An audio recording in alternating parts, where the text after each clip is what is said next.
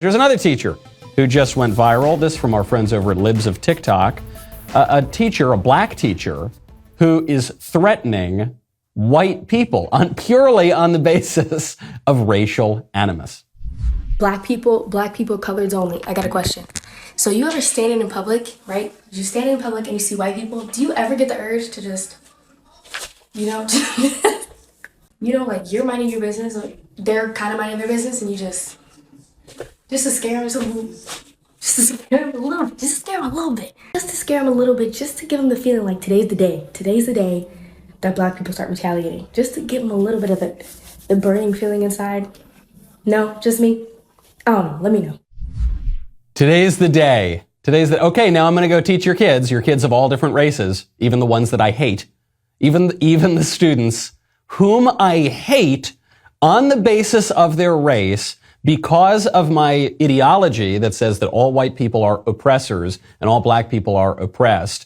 And it's an ideology that comes straight out of Marxism, the sort of later stages of 20th century Marxism. Yeah, I'm going to be the one teaching your kids. Isn't that a good idea? My issue here is not that the teacher is making a joke.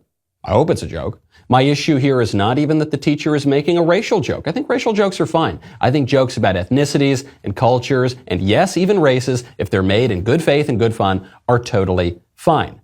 My issue here is that the teacher is making comments that are clearly not in good fun, clearly not in good faith, and that the teacher has a very perverse ideology that is going to destroy the education of her students. And so she should not be allowed to teach the kids. She should be fired. Simple as that.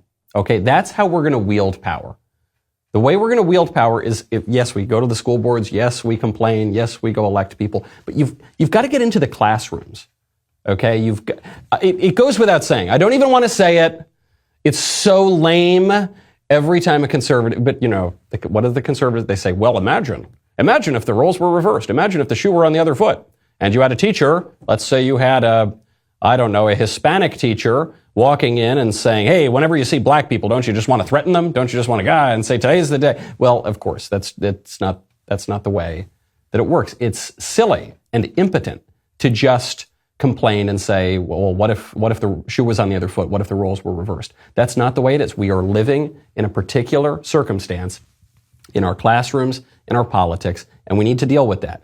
And this teacher teaching students is not going to be good for white kids, not going to be good for black kids, not going to be good for any kind of kids, because this teacher is teaching things that are false, and then also a real sort of vitriol, a real sort of resentment that is not conducive to education. Fire the teacher. Simple as that. There's a lot to get to, but first, March 2nd is Ash Wednesday, and over 1 billion people will start living different in some way.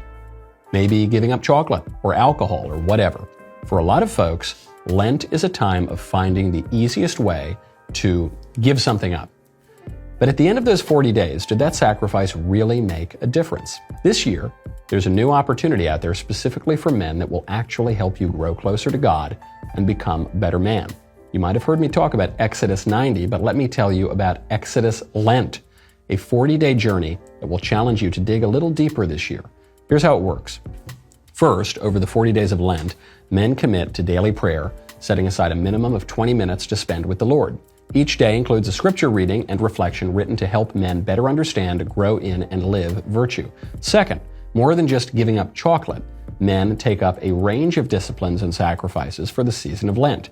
Sweets, snacks, social media, all gone. Third, men commit to a fraternity of 5 to 7 men. Each week, the fraternity meets to pray together, check in, hold each other accountable, and encourage one another.